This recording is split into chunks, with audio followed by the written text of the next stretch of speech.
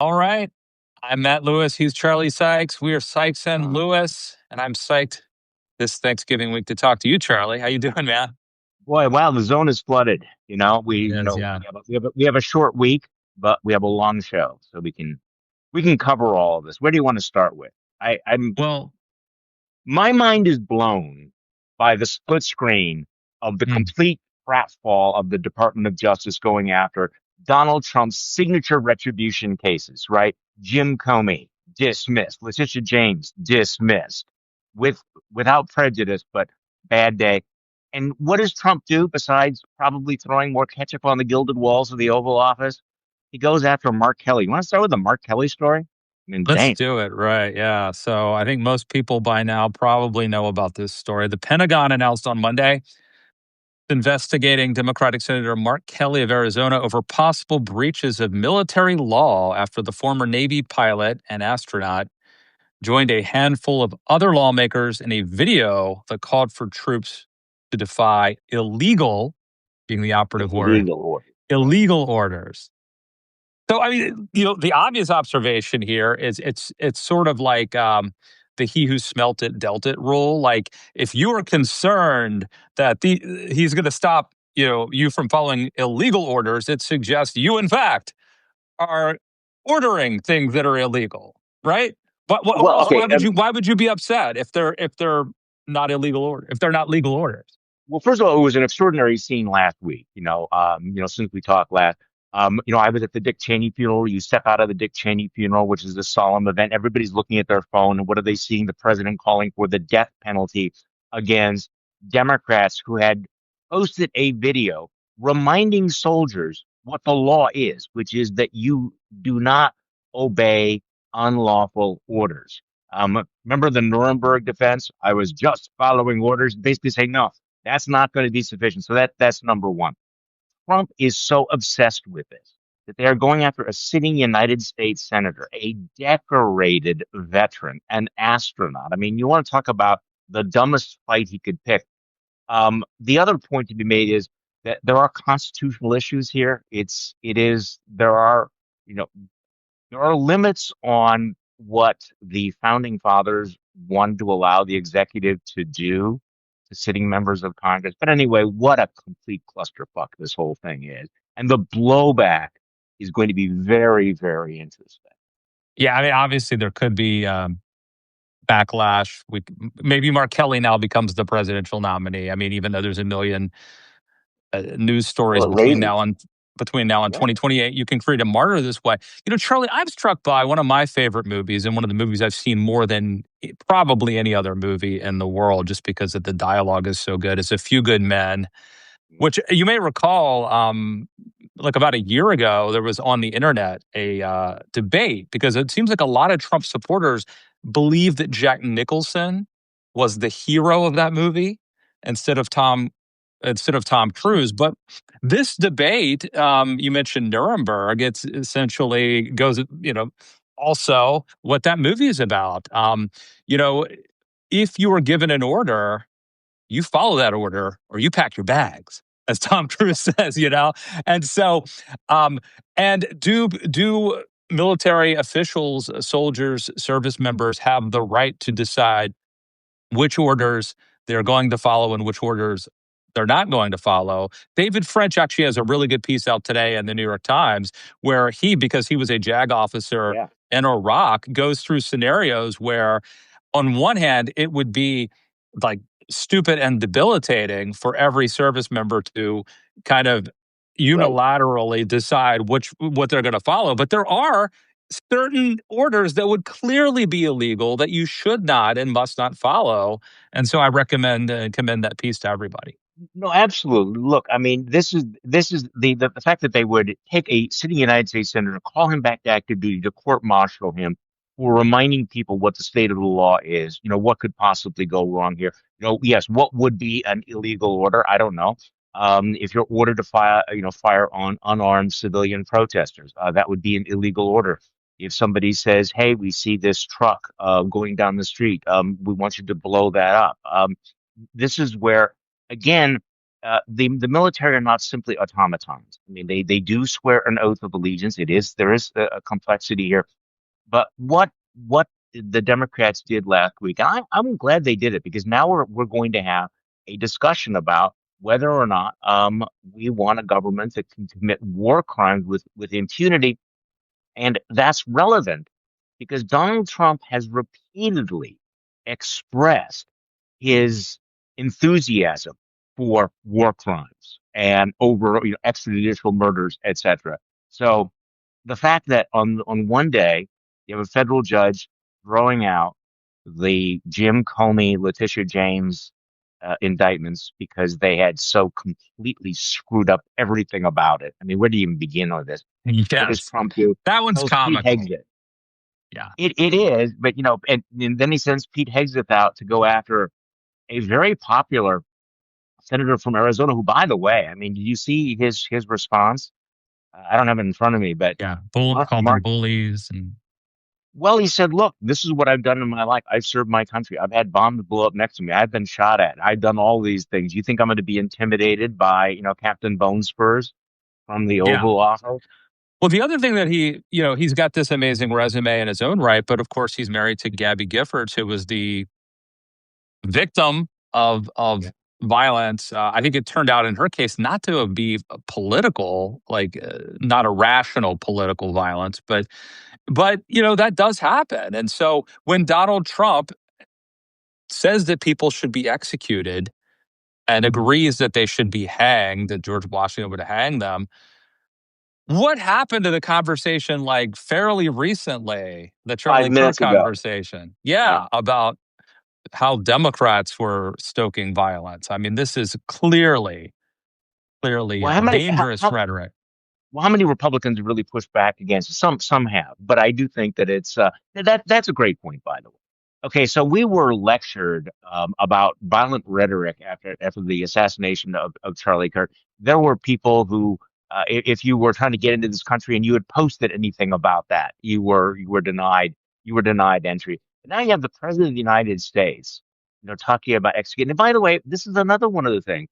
Trump loves the idea of fantasizing about hanging and killing his Yeah. political opponent. He's done it over and over again. Mark Milley, remember, he suggested might get the death penalty. There were some people, including me, who thought that he was musing about putting Liz Cheney in front of a firing squad. I mean, so this is sick shit. Here's another thing, Matt, and hope I'm not misunderstood about this. Donald Trump is usually pretty clever in picking who his enemies are, his opponents. He will pick somebody who is unpopular that he can make into the symbol of the opposition. Um, they are often people of color. They are often women. Mark Kelly is neither. Mark Kelly is somebody that, frankly, he doesn't want, a side by side. He doesn't want a split screen of, let's talk about Mark Kelly's patriotism and his service to the country versus Donald Trump. That is not the comparison that Donald Trump wants. So this felt like Donald Trump's rage causing him to lose the plot a little bit. And he's had have you noticed? He's had a kind of a craptacular couple of weeks. Well, the polls bear that out, Charlie. He is suffering in the polls. There was another one that just came out yesterday, and not good. Um, Look, I think that this whole thing, though, does betray something about Donald Trump's worldview, right? So part of it is he wants complete loyalty. He doesn't, was it Lyndon Johnson or FDR, someone who said, like, I don't need friends to stick by me when I'm right.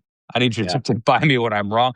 Well, that's basically how he sees not just his relationship with his most close aides and supporters, but with the military and with the United States citizens. That if it's not a lie if the president says it, and it's apparently not an illegal order if the president gives it. That is basically his worldview here. Agreed. And I think, look, the unspoken thing here, I think, is the fear.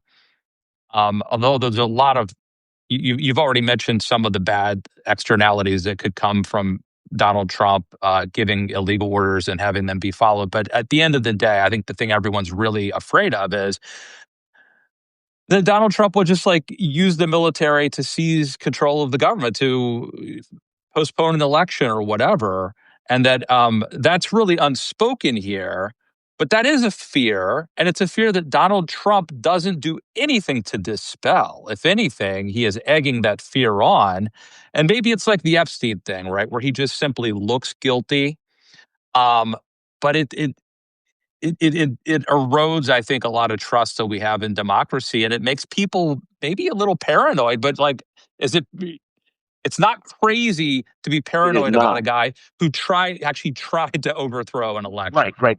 This is the data point that we cannot forget that Donald Trump has already once incited a mob to try to overturn a free and fair election. He's the first president in American history to prevent a peaceful transfer of power or try to prevent a peaceful transfer of power. The other thing, in terms of like, is this paranoid? I keep going back since we've talking about Dick Cheney a little bit here.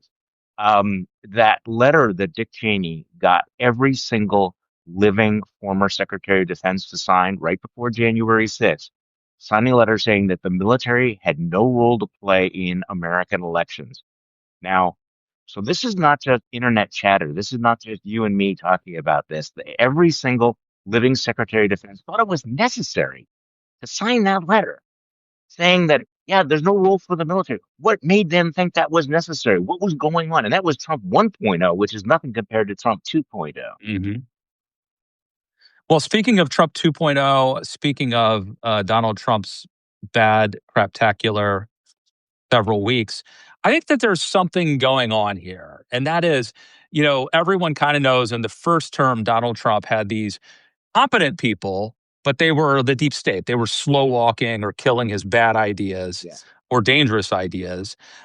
And then I think everyone figured out, as David Frum famously said, the velociraptors have learned how to turn the doorknobs, that this come around. And I do think if you look at what happened in January, February, March, it was like a football team that comes out and the first drive and every play is scripted and they just march Yeah. down the field. Because Russ Vought and Stephen Miller had 4 years in the wilderness to basically script the opening drive or two. But now let's look at what happened with the James Comey thing, right? Where Trump didn't have anyone who was competent enough and complicit enough to indict Comey. And so he had to go to like Team C. And we saw how that backfired and how that just blew up. And I think that maybe now, if there's a silver lining here, or a little bit of good news, it took us 10 or 11 months to get here. But I think the opening drive is over. And now it's that football team that looked great. They marched down the field and they scored a touchdown. But now all of a sudden, players are a little injured, or maybe the other team is catching Feels up like to that. them. I get that sense. It does feel that way, and you're getting that sense in Congress as well. So, I mean, what is the big domestic challenge, this week? It was to come up with some sort of a solution to rising healthcare costs, right? So, Yep. Trump was going to roll out some big, Obamacare premium scheme on Monday, and Republicans in the House said, no, forget it. They're pushing back. They're showing a little bit of independence. He's starting to throw out these ideas like the 50-year mortgage that make you think like what kind of amateur hour. Right before we started, you mentioned this amazing quote from Jake Sherman that Yes, I hope you have it in front of you. I do. Because I have it here. it's an indication of that the things are kind of cracking up here. And again, not to get ahead of ourselves, not to engage in irrational exuberance, but Marjorie Taylor Greene, we're going to get to that obviously. Marjorie Taylor Greene breaks with Trump and then resigns from Congress, basically saying, I don't need this anymore. I mean, think about this. Marjorie Taylor Greene's relevance no longer depends on her being in Congress. She is just as potent, I think, politically outside of Congress as inside of Congress. But then Jake Sherman was talking to other Republicans, Yeah. and she's not the only Republican who's kind of pissed about this. Do you have that? Alan, You have that quote? let me read Yeah. this to you. Yeah. Okay. Yeah. Please. So MTG's abrupt resignation announcement has only revealed even more cracks in the GOP's foundation. Punchbowl News reports that even more Republican representatives are considering resigning in the middle of their term due to what they see as the, quote, arrogance of this White House. This entire White House team has treated all members like garbage, all. And Mike Johnson has let it happen because he wanted it to happen. That is the sentiment of nearly all appropriators, authorizers, hawks, doves, rank and file. The arrogance of this White House team is off-putting to members who are run roughshod and threatened, unquote. One anonymous senior House Republican told Jake Sherman. Still I could go anonymous. on and on, but he No. concludes saying it's unclear which Republicans are on the brink of resignation, but their feeling of disrespect and their failure to win on various issues have led many on the right to throw in the towel for 2026 as they expect the party to lose its already slim majority. Quote, more explosive early resignations are coming. It's a tinderbox. Morale has never been lower. Wow. Okay. Yeah. And given that, what do they have, like a 2 or 3 vote majority in the House of Representatives, It's smaller pretty now than tight. MT? Yeah.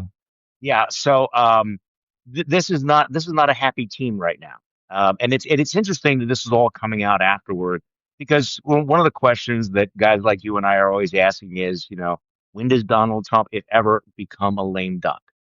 And I'm not going to say that he's a lame duck yet, but there's that lame duck vibe out there. You notice that? The kind of the Hmm. willingness to do this, the willingness to say no. That vote yesterday last week. Well, you and I haven't spoken since Tuesday. Think of all the stuff that's happened. Crazy, The right? the Epstein vote. This was one they went all in. This was one that Donald Trump cared about.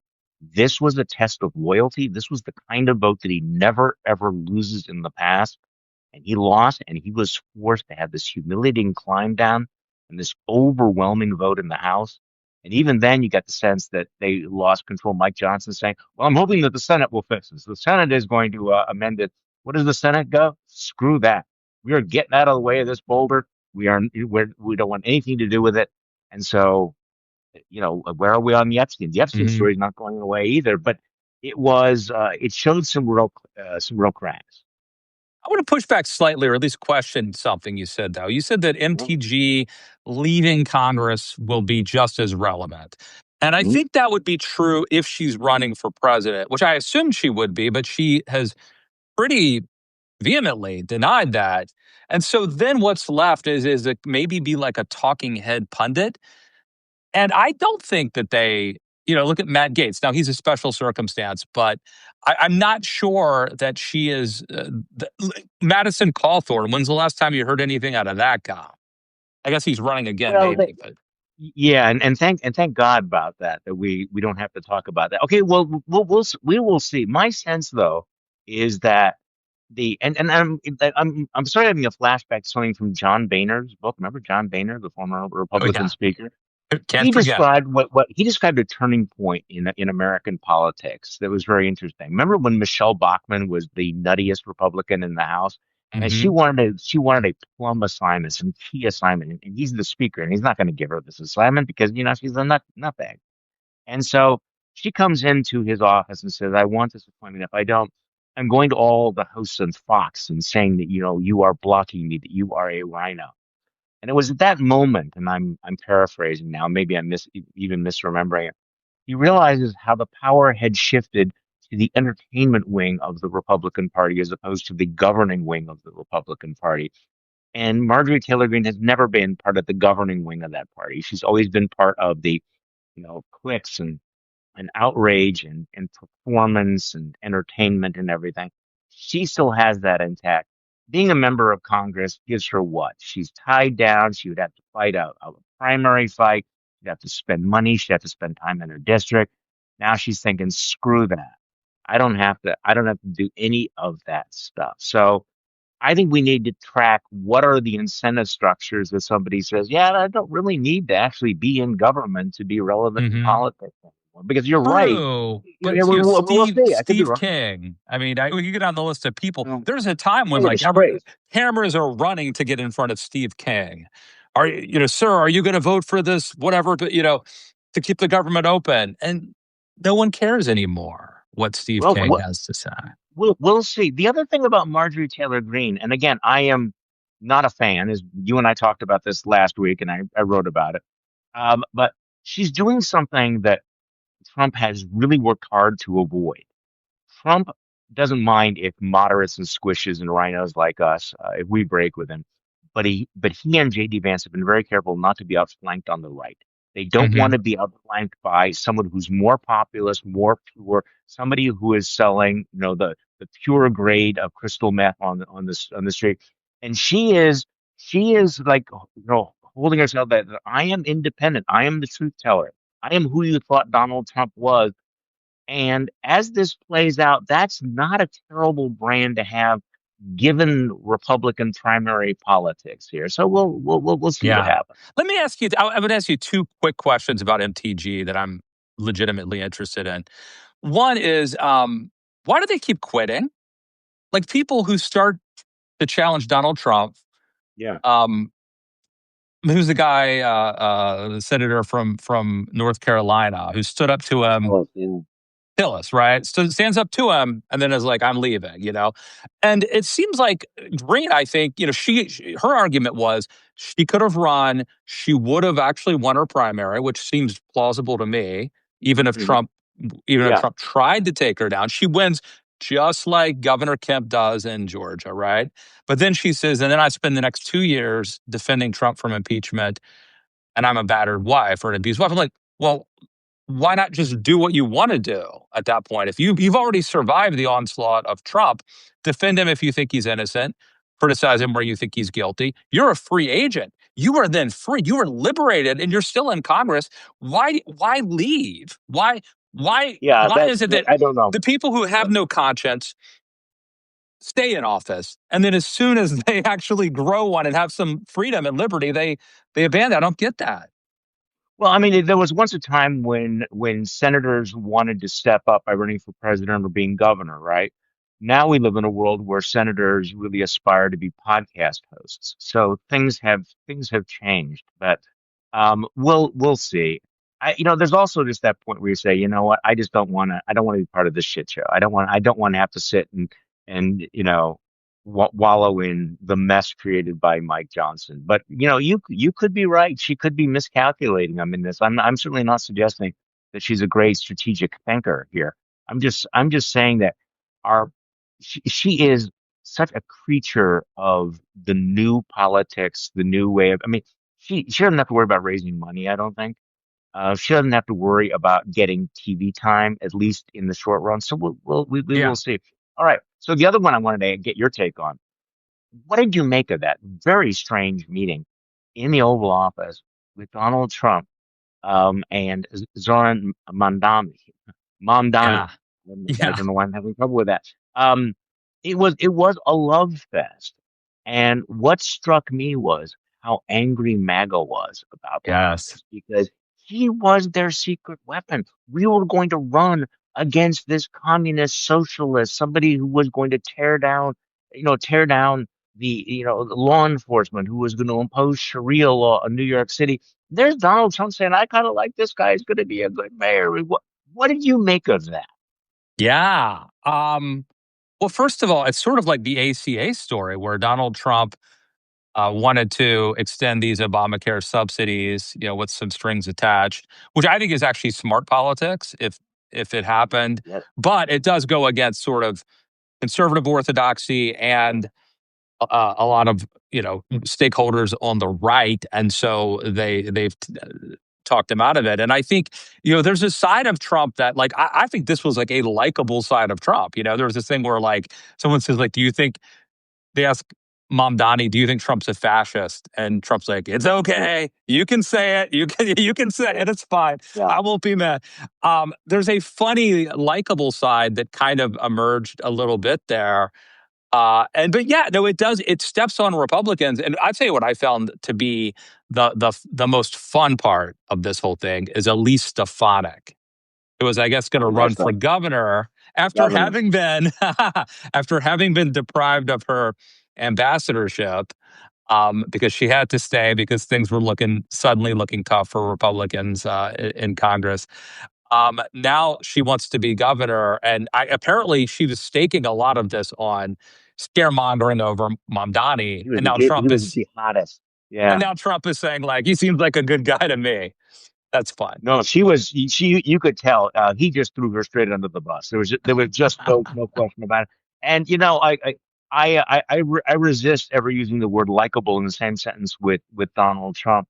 I just think what you saw though was, how undisciplined he is in the sense that, that he is such a narcissist that somebody comes in and they're nice to him, they suck up to him, and he just is there any strategic thinking involved in all of this? Like, I kind of like the guy. Your entire political party is counting on you, making him the boogeyman. Now, I think a safe prediction is that this will last. Uh, relatively short period of time. It's got an expiration date on it. Just watch, they'll go back to calling each other the same thing they always have. But it was weird, and I think it also rattled Republicans. I mean, it just Hmm. was that moment where they go, "This guy does not have our back." I mean, he's going Yeah. to interfere with us if we break with him on key issues. He's going to savage us, and then he's going to do shit that is just like what?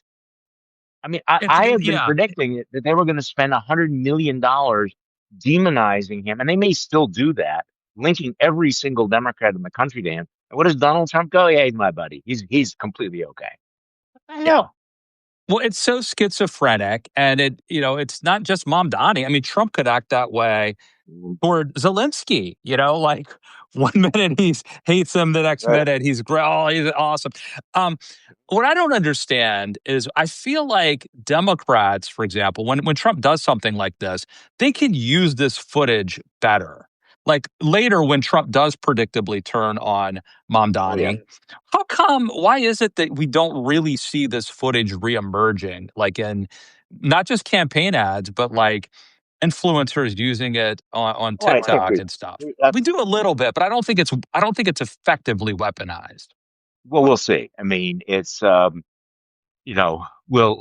see what happens. Given even, I mean, it is still 2025. We haven't even started the campaign yet.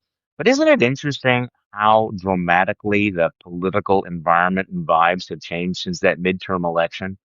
I was somewhat skeptical that it was going to be, a major turning point, but almost the entire narrative, the entire mood of American politics seemed to have shifted Yeah. because now, I mean, the fact that, I mean, the fact that Republicans are now talking about the possibility of a wipeout, the way that the whole redistricting gambit just didn't really work for them, did it?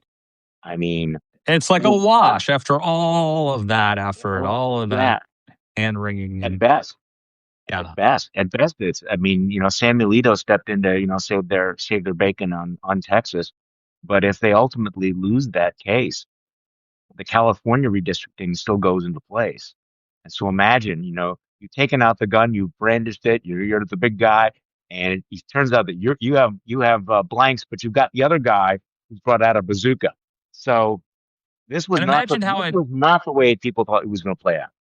no, not at all. And imagine how it feels to be one of those, to the degree that like culture matters and team, everyone being happy matters. I mean, there are quite a few Republican congressmen in states like California who are going to lose their job probably for nothing, thanks to Donald Trump and Mike Johnson. And like, are they going to be great team players going forward? I don't know about that, but no, it's a big turning point, and I think it's a combination of things, right? So the midterms, obviously, but it just coincided with the internal debates and consternation over the Epstein files, which MTG says, "quote ripped apart."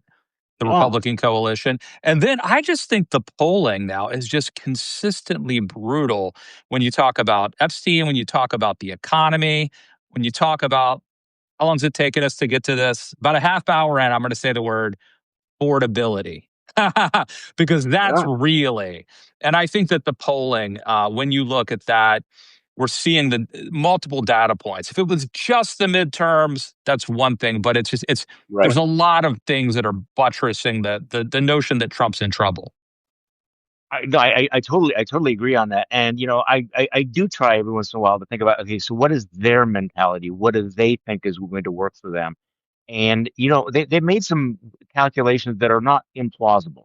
So it made sense when Stephen Miller said, bear with me, when Stephen Miller says to Trump, what's a winner? We're going to put National Guard troops in on the streets of Los Angeles. We will be the law and order folks. When the left pushes back, we'll say that they support criminals. Well, that did not work. That has backfired. The entire ICE enforcement, the deployment of troops in American cities, that was not the political winner that they absolutely thought it was going to be. Number two, politicians often think that, okay, you're in trouble. What do? You wag the dog. New polls out over the weekend showing the American public does not want a hot war with Venezuela. They're not into it. They don't understand it. It hasn't been explained to them. Donald Trump keeps changing the explanation.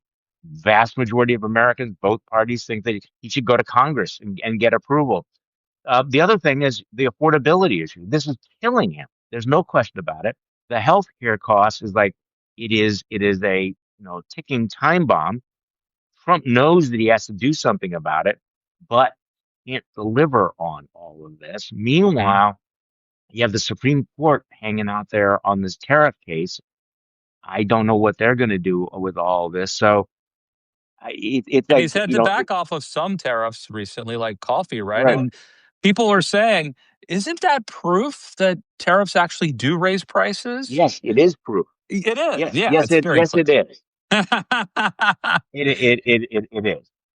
So, So I think his policies have, we can go back and relitigate the Biden era, but I think it's clear that Trump's policies have exacerbated or certainly prevented prices from. I mean, and here's the other thing too. So J.D. Vance, let me just read you this oh my God. because I think part of Um, the problem is that Trump is actually committing some of the sins that were committed by Joe Biden, which is not fessing up, saying, remember Biden, things are transitional or right. cyclical or so Vice President JD Vance on Thursday acknowledged that the Trump administration faces growing skepticism over its economic record, issuing a plea for patience ahead of what he predicted would be an Mhm. eventual economic boom. We get it and we hear you and we know there's a lot of work to do, Vance said during a Breitbart News event. As much progress as we made, it's going to take a lifetime for Americans to feel that. Um, A life. Whoa, that's a lot of patience. that's That's a a lot lot of of patience. patience. That's a lot of patience. But he really says patience. And Donald Trump said day one that grocery prices will come down on day one. And now they're saying, give us more patience. There's not a lot of patience for what they're doing to the East Wing of the White House. There, all the bad optics with the Gatsby event. Trump's making all this money A from really good point. crypto and meme coins and Good, all of really that. good point. But when Everything's it now, comes, now, now, now, now, urgent, urgent, urgent. Now it's like, no, wait until your children are in college for the prices. when your 50-year mortgage is paid off, Charlie Sykes. No, it's tenured and it's out of touch. And it does remind me of the way that the Biden administration tried to downplay problems like crime, the border, and yes, inflation. And I don't think it's going to work. Well, it's not. It's not working now, which is why you're seeing some of the scrambling. I saw one unconfirmed report that there's possibly going to be a shakeup in senior staff. I don't know. Susie Wiles seems to be the only reasonably sane person there, which means that she's probably on borrowed time. But your analogy of the football team that comes out that has the first few plays scripted, I Hmm. think actually works because they did clearly have a plan. They executed it very, very aggressively. And now there's kind of that sense looking around going, okay, now what? We kind of have shot our wad. We've done a lot of this stuff. Some of it's worked. A lot of it's not working. What's our plan B? And who Yeah. do we turn to for our plan B? And this is where, and again, you made this point earlier. This is where having competent people around matters because if you want to figure out a way to pivot on some of this stuff, you probably need people who know what they are doing, as opposed to the Pam Bondis, Cash Patels of the world, who were put there because of their looks, because they were on TV, because they are slavishly loyal to Donald Trump. But can they actually execute, or are we going to have one face plant after another on all these issues? The fact that they can't figure out what to do on healthcare, big deal. The fact that our foreign policy is apparently being run by Steve Witkoff, and I don't even want to. weigh in on what the hell's going on there, because that is just mass confusion. But I do think we're kind of in this, kind of out of a little bit out of that initial coming out of the locker room juice. That's a good analogy. Since you said Kash Patel, he is now under scrutiny for travel on government jets, using SWAT teams to protect his girlfriend. Um, I know you wrote about this, right? I Recently. did. What's your take? Well, well, yeah, I said this was Cash Patel's turn in the barrel, but I mean, I thought it was interesting. The New York Times does this story about that he's under scrutiny within the administration for his abuse of his office and his wasting of taxpayer money. Think about how bad you have to be in Trump 2.0, in that swamp of self-dealing and grift and graft. The people go, that Cash Patel, he really is tone deaf when it comes to wealth. But I Cash hate to Patel, overextend the football metaphor, but this is sort of like Bill Belichick's girlfriend down there in North Carolina. Not it's kind of got it's a little similar. it's got a little bit of that vibe. I guess the details are so dazzling. So we have these highly trained FBI SWAT teams, which are important, right? But what they're not trained or tasked to do is take care of the boss's girlfriend. And Cash Patel, who is obviously very much in love, love is a many splendored thing, right? Particularly if you can order SWAT teams to protect your girlfriend, is obsessed with this one thing. And I don't know, did he think that, yeah, I'm in Trump 2.0. There are no rules, there are no scandals, there's nothing. And by the way, there's a certain, you can sort of understand why he's looking around going, I mean, RFK Jr., talking about a guy floating above all kinds of shitty scandals, and he's thinking, why not? Why not take taxpayer funded jets around to see my country singer girlfriend? It's, and the fact, I thought it was very interesting that somebody within MAGA world dropped a dime on it. Hmm. That tells me that they are still eating each other's faces.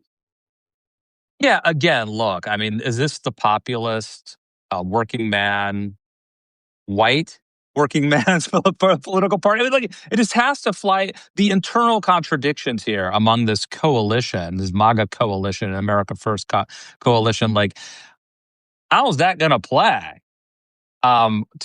With Joe Sixpack out there struggling to get by. Meanwhile, this guy's taking, private flights, and he's got this hot young girlfriend, and Well, he's again, not alone. I it's mean, not wait, even his wife; it's his but, girlfriend. but I mean, where do you want to look? I mean, Christine Nome. I mean, she's like one walking scandal after another, and maybe he's looking at her and going, if she can do it, why can't I do it? I mean, and this is part of the problem of again assembling this group of misfit toys for your cabinet. That right now it feels like there's kind of a bag of snakes. They're all like at each other because there's no shared principle. There's no shared loyalty to one another as long as the Orange God King loves you. And then, by the way, so my podcast today is with Michael Scherer from The Atlantic, who has written this cover story on Robert F. Kennedy Jr. And he takes I'm look, I don't want to unfairly characterize it, but he takes a somewhat sympathetic view of some of the things that Kennedy is going through. I'll let people read it, but I asked him about one of the strangest things that's going on right now, and if you don't want to talk about this, we can move on. This whole Olivia Newsy Oh yeah, Liza thing, which yeah. is, I mean, it's this firestorm about journalistic ethics and about media, and they are very much consuming one another. I'm afraid, and yet here's Robert F. Kennedy Jr. just sort of sliding above the whole thing when when basically the allegation is that this journalist had an affair, that he had an affair with a journalist, wrote her these extraordinarily graphic poems, which I'm not going to share with you, but which I am sure that you have read aloud at family events. Did you And it's see? like a lot of I'm sorry. scandal for him. Did you see Olivia? It turns out someone dug up some of Olivia's. She had tried to be a pop star, or um, many, not many. She's like 35, but they found her MySpace page when she was like 16, and they published some of her lyrics. And my favorite was one of the lyrics was 16 gets you 20. think this I think the song might have been called Jailbait. So look, the I mean, poetry what called goes jailbait? Yeah. the poetry goes both ways. It's not just him. It's not Well, just no, RFK. I understand the gossipy element of all of this. You got Keith Olbermann involved in this. You have Mark Oh my Sanford, gosh, yeah. and then there's Yeah. and then there is. But I guess the point I was trying to make is the fact that Robert F. Kennedy Jr. is engaged in this, and it's like not even registering as a major scandal. There was Yeah. once a time when much less than that would have ended a political career, or at least forced a resignation. This is almost not even part of the conversation. And Yeah. part of it is that we are in a post-scandal world when it comes to Trump world. When you elect a convicted felon who's already, been found liable for sexually abusing a woman, and the American people say, "Yeah, well, let's make him president anyway," then basically you meant that no matter what else anyone else has done, you can shelter under the wings of his mendacity, right? For sure. So and Cash Patel perhaps figures that the rules don't apply to him, but clearly the rules don't apply to a Kennedy. I mean, I guess like you buy a Kennedy and you expect you get all that, and his answer is essentially, I have so many skeletons in my closet that if they all could vote, I could be king of the world or something like that. So he's owning up to the fact that, yeah, whatever you hear about me, whatever I've done, I probably did it. I'm not even going to deny that I, groped the babysitter or anything. And Hmm. yet, if you're a guy in the Trump administration, you are bulletproof. Yeah. Which I think is part of why all the scumbags went to the Trump Yes. side. Because it's like, hey, I'm not a hypocrite. I may be a bad person, but I'm not a hypocrite. Look, Charlie, what you're describing is a trend, and I think it says a lot about our culture having to do with politics. There's also a media side to this that I wanted to talk about briefly, which I think is also illustrates a change, a trend, and something that says something about us. So I'm reading right now the galley for Jason Zingerle of the New York Times has a book coming out about Tucker Carlson. And one of the things that I've heard this before, but Zingerle suggests, I think in the book, that Tucker had been this great magazine writer and a Was, very yeah. good writer. But the allegation or the insinuation is that he foresaw about 25 years ago that there was no room for another like David Foster Wallace or Joan Didion or whatever, or Hunter S. Thompson was sort of Mhm. his hero. That like though that was for the 60s and 70s, and that in the future it was going to be cable news. And so that Tucker, even though he was this great writer, went to cable news, which he initially sort of mocked and laughed at. He knew that it was Right. not as substantive or as serious, but this was a career move he made, in other words. I don't know if you saw there was a great column in Mediaite about the Olivia Nuzzi, Ryan Lizza story that kind of made the point that, Olivia basically figured out, this is the allegation of the piece, or the theory of the piece, that like being a journalist doesn't pay well, but being an internet influencer does. And that what we're seeing is really her reinvention out there in Hollywood with Vanity Fair and all that Yes, is just it is. a rational calculation of like, if you're going to survive in the 21st century as a journalist, it's much better to be like an outrageous A celebrity. scandal. Yeah, a celebrity who may have scandal. That makes you more interesting. And so I think whether we're talking about RFK and politics or Olivia and journalism, that there are overlaps here. And I think it says a lot about who we are as a society. Yeah, I wouldn't overplay the rational calculation thing too much, but there is no question about it. You see this over and over again, where in journalism, where reasonably sober commentators suddenly decide, hey, I can become a star, I can become a celebrity. What does it take to do that? Well, the more outrageous I am, the more people are talking about me. And the fact is that I'm immune to actually having consequences for my bad behavior. Yeah, I think Mhm. that is society wide. But that story is, I mean, Yeah. man. that's part of the story of our current era. And then I think there's a corollary to that, which is that crazy people who would have been drummed out of the system in the past are now viewed as interesting, which brings me to a next story here, Charlie. In an X post on Saturday, Candace Owens claimed that a high ranking employee of the French government had warned her that President Emmanuel Macron and First Lady Brigitte Macron have executed upon and paid for her assassination.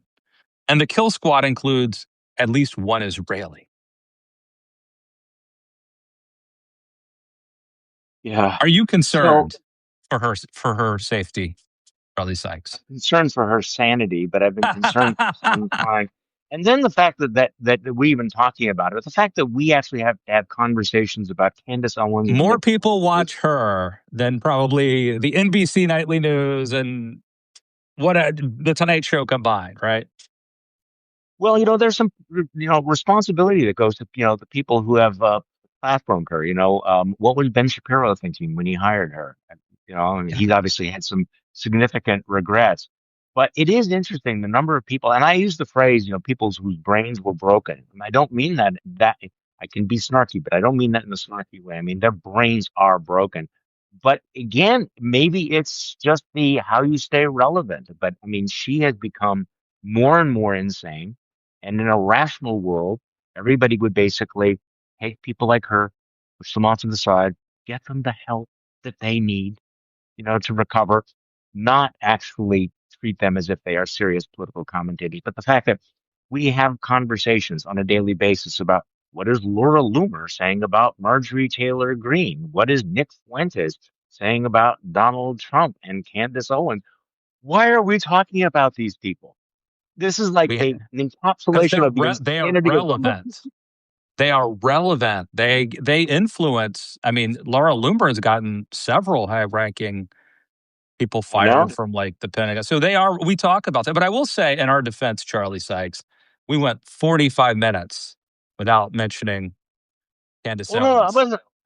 We don't have to defend ourselves. I'm just saying that the culture, the media culture Yeah. that actually has elevated them, and a political movement that has brought them into the mainstream. And this is part of the leopards eating, people's faces party.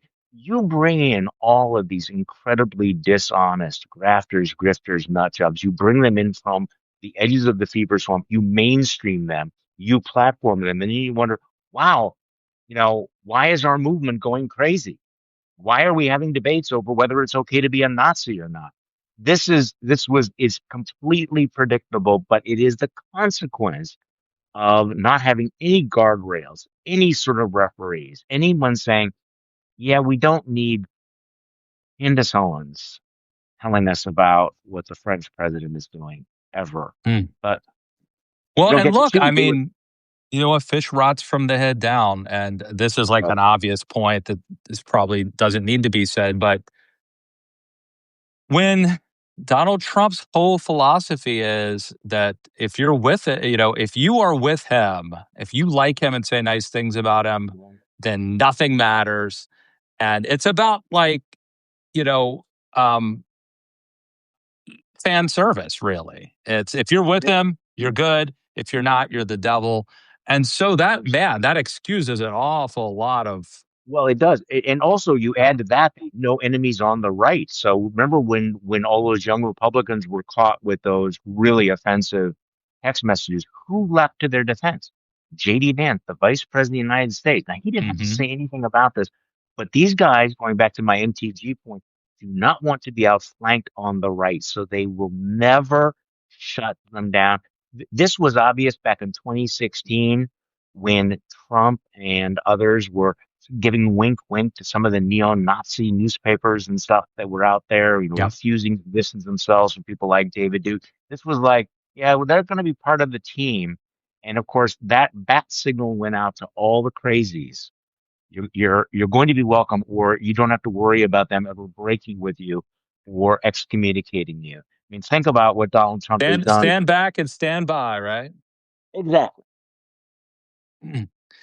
It's no, it's his mentality, and it is an abdication of responsibility. And was it yesterday Bill Buckley's 100th birthday? Would have been Bill Buckley's 100th Yeah, I think birthday. so. Jay Nordling And, has been writing about. there's question about the nuance involving his policing of the right, but at least he did try to police the right to a certain degree. And Donald Trump, nobody prominent now in the conservative movement. I mean, I guess just in recent weeks, there have been people like Robbie George, who resigned from the Heritage, board of Yeah. directors or whatever. So, but I mean, like you just said, Charlie, where was he 10 years ago? I mean, it's not just Trump, but Heritage has been doing some wild stuff for a while now. Heritage Action specifically. But I guess for some reason, this latest story about Fuentes and Tucker, hey, better late than never, right? I guess, but better earlier than later on some of these things. But again, there's always that argument that this is my tribe, these are my people, I want to be in the room, and then there's a breaking point. We've all been through it, but there is, I have to say, there's a certain irony of hearing some of these hardcore MAGA people sound kind of like never Trumpers from 10 years ago, saying, do we really want to let these people in? Are we really going to tolerate this? Is this a moment to maybe restore some of the guardrails? So William F. Buckley Jr. Um, the fact is, there's no one who has that kind of clout. I think that's part of the despairing thing, is that he could kick out the John Birchers and the Ku Klux Klan. He could, in effect, excommunicate the Pat Buchanans to a certain extent, but no one has that ability anymore. And anyone who tried would be thrown under the bus. So look at the people who are in exile, and look at the people who are relevant. That is the story of the Republican Party and the conservative movement in the last 10 years. Indeed, and someone ought to write a book. In fact, I think we both did. We We both both wrote did. books about this exact topic. Yeah. Now, all right, my And friend, predicted it. Yeah, hey, we're OG I never know, I Trumpers, know. right here. In fact, it would have been a better move. The worst career move is to be an original never Trumper. The better to jump off later. In fact, Yeah. I think that many, not all, but many of the biggest never Trump stars, and I'm not suggesting that they did this on purpose, but jumping off later after you worked. In fact, if you worked for Trump and then If you you got work out, for them. better. Mhm. That's an even better move. But those of us who kind of saw originally that he was a scumbag, we It that is the was a fate of it stupid is move. it is the fate it is the fate of prophets, because have you noticed that the whole strange new respect is sort of worn off? It's just like, yeah, we need we need fresh we need fresh product here for Euro. But the interesting thing is, I bet you there are people now working in the administration who are going to resign, who will become never Trump Yeah, stars, and we'll have to welcome them. I no mean, doubt. Marjorie Taylor Greene, I mean, is a classic example of someone who she hasn't done the complete face turn, heel turn, whatever, whichever side you think is right. But she could, like, give her a Well, seat on the View, man. oh man, nothing is impossible Mm. anymore. Nothing is impossible. Charlie Sykes, always a pleasure, my friend. Happy Always. Thanksgiving. Happy Thanksgiving. Enjoy it. Be thankful. Will be thankful, be grateful, everybody, for the blessings we still have, and we'll see you next week. See you, Charlie. Thanks.